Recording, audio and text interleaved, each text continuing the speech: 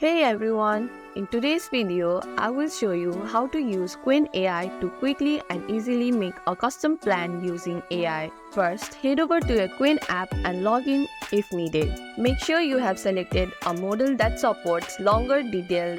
Before prompting, think about what kind of plan you want to create.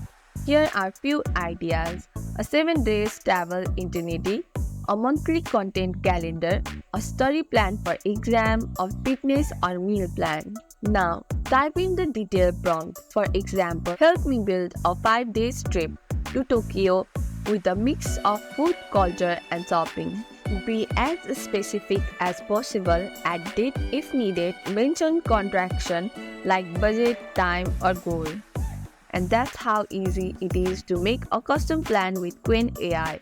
If this helped you level up your productivity, don't forget to like, subscribe, and press the bell icon for more updates. Thanks for watching, and I will see you in the next video.